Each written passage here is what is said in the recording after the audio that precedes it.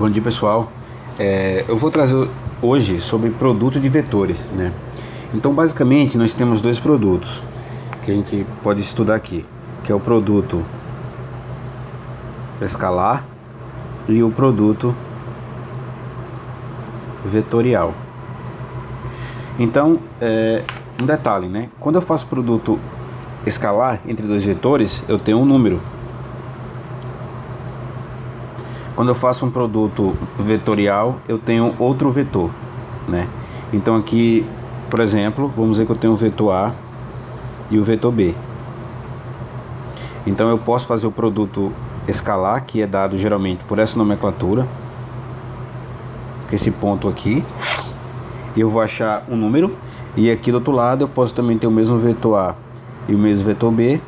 Eu vou fazer o produto escalar, que é dado por essa nomenclatura, esse X aí, tá? Então, esse produto escalar, que eu vou falar primeiro, ele também pode ser chamado de produto interno, tá? Então, vocês podem achar isso nos livros como produto interno.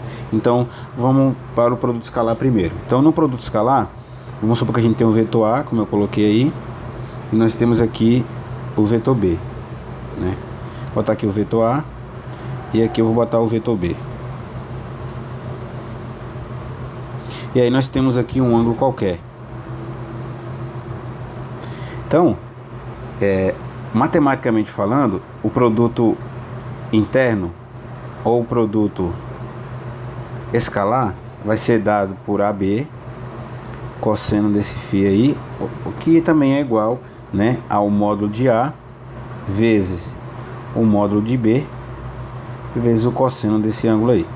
Pessoal, isso aqui é a forma que nós calculamos o produto interno. Essa é a definição de produto escalar.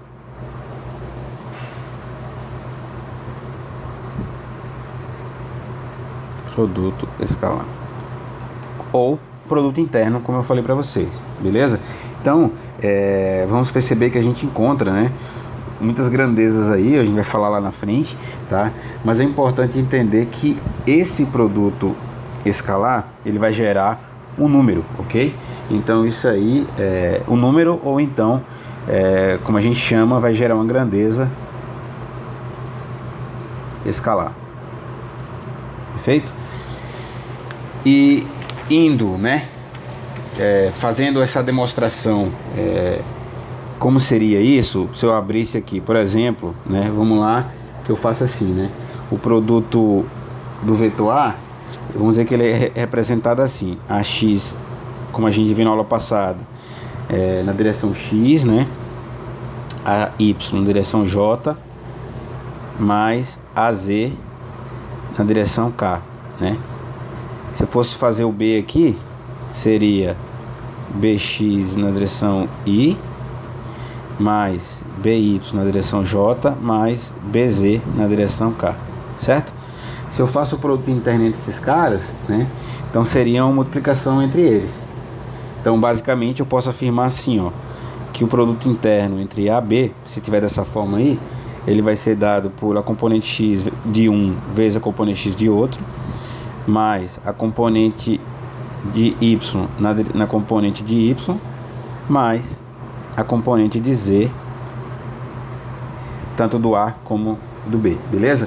Então esse é o produto interno, né, o produto escalar. Vou botar aqui produto escalar em termos dos componentes.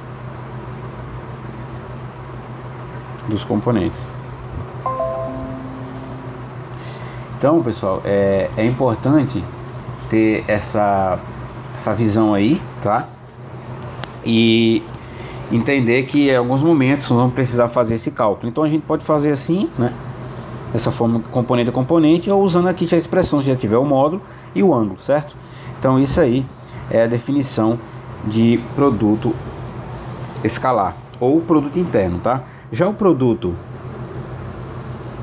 vetorial, né, a gente, como eu falei, vou pegar o meu vetor A e o meu vetor B aqui que eu tinha. Essa aqui é a nomenclatura da nomenclatura que estou indicando que é um produto vetorial. E lembrando que um produto vetorial, ele gera outro vetor, tá? Então isso é importante. Por exemplo, né? Então nós temos aqui o vetor A vetorial B, eu vou gerar um vetor terceiro, que é um vetor C qualquer, tá? Então é importante ter essa ideia aí, tá? E eu posso também representar, né? Assim, né? Que é o vetor A, vetor B vezes seno de um ângulo qualquer, se eu estou calculando, né, esse produto vetorial, beleza? E lembrando, né, que isso aqui também acaba sendo, né, eu tenho um vetor, tá? Mas aqui seria, aqui pessoal, aqui seria apenas aqui seria apenas o módulo, ok? Seria uma forma de calcular. Então, como é que se calcula o produto vetorial, né? Pessoal, antes de falar isso, eu queria apresentar para vocês o seguinte. Nós temos aqui I, J e K, certo? Isso aqui representa X, Y e Z, como nós falamos, certo?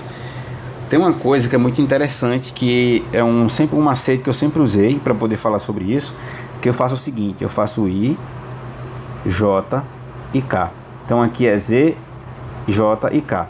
Por que eu estou falando isso?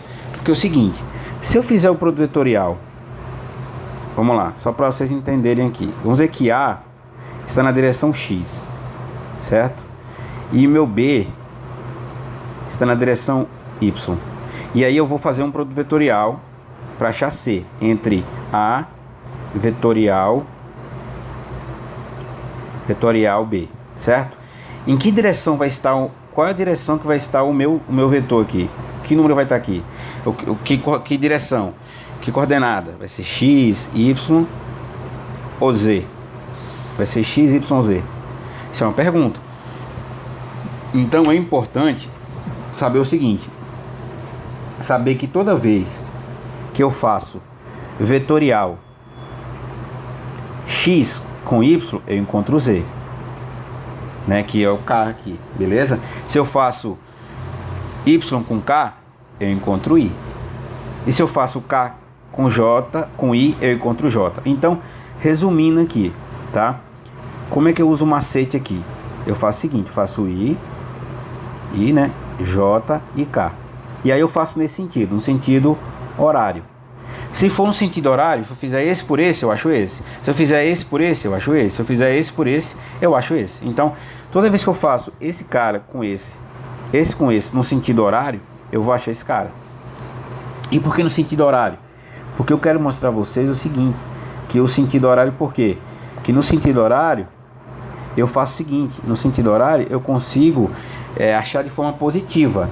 E agora, se eu fizer no sentido anti-horário, por exemplo, eu faço I vetorial J, eu acho K, positivo. Agora, se eu fizer J vetorial I, eu acho menos K, porque eu estou no sentido horário, anti-horário, entendeu?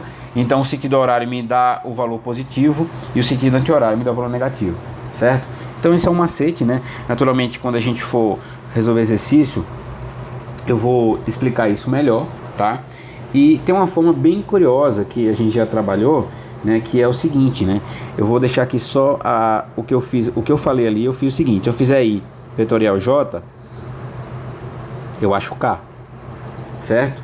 Se eu fizer J vetorial K, eu acho I.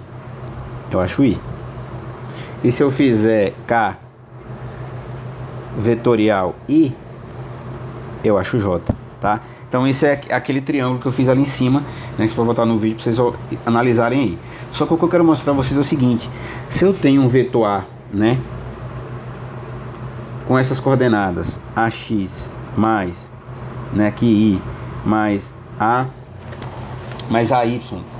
mais AY, por exemplo, né, mais AY na direção J mais